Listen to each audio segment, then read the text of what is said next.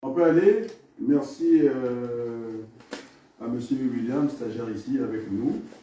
Et donc, on a pris la décision d'être aussi dans les coins reculés du monde parce qu'il y a des problèmes de développement des transports et ça pose un souci. Nous sommes dans un village planétaire et donc on peut faire le distanciel, des cours à distance, et pour essayer un peu d'encourager ceux qui sont pas avec nous ici en France. Et donc, nous sommes allés chercher pour faire la loi de Pareto des éminents professeurs adjoints, c'est-à-dire des maîtres de conférence à l'université. Tout le monde connaît, Régis Baudonnet et Philippe Balin. J'ajouterai Pimor au passage. Et sans oublier aussi que j'ai été enseigné par Madame Jacqueline Fourassier, que vous connaissez, du Conservatoire national des arts et métiers, qui est une redoutable, en tout cas, professeure, qui a beaucoup écrit des livres. Brian, débrouillons, on ne veut pas trop. Parce que là, on est avec le monde entier. Et donc, cette dame qui m'a formé à une certaine rigueur, Jacqueline Fourassier, dont on connaît le père, Jean Fourassier, qui a écrit Les 30 années glorieuses, qui est très tard. J'ajouterai aussi Jean Bénard en microéconomie approfondie à la Sorbonne. Et donc, c'est une décision. Il sera question à certains moments de resserrer les distances avec le reste du monde. Je pense à l'Université du Congo. Et j'envoie le message au président de l'Université du Congo, M. Gauton, je pense, en Zoto. Eh bien, il faut ouvrir l'espace de l'université et on ne peut pas se distraire à l'université. Nous avons besoin de beaucoup de médecins. Et donc, quoi qu'il arrive, puisque c'est une demande du Congo, l'université, je demeure à une seconde de l'université. D'ailleurs, nous y sommes, avec les moyens de communication qui sont. Et donc, c'était la loi de Pareto. J'ai demandé.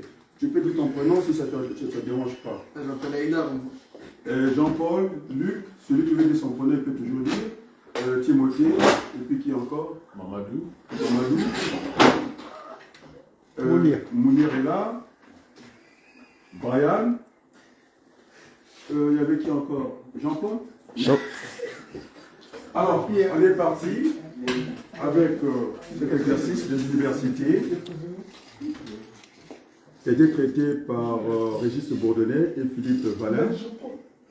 Sauf que je vais reprendre l'exercice dans mon bouquin. Vous suivez bien? Les amis, il y a l'oreille du monde qui me suit. Et donc, je reprends l'exercice. Je vais reprendre l'exercice dans le bouquin, le futur bouquin. Je sais que j'aime beaucoup les amis. Les amis, c'est tout prenant.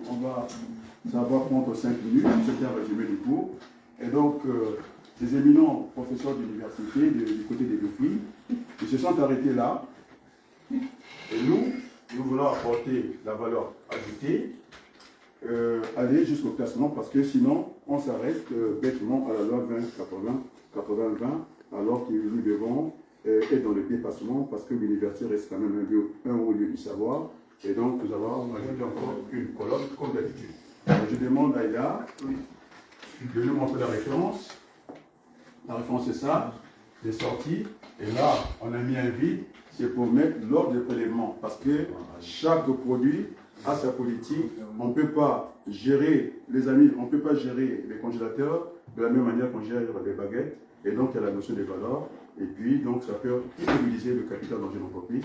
Et on fait attention, chaque produit a sa politique. Et donc là, on a mis l'ordre de prélèvement, les amis. On a mis l'ordre de prélèvement, donc le premier produit, c'est là.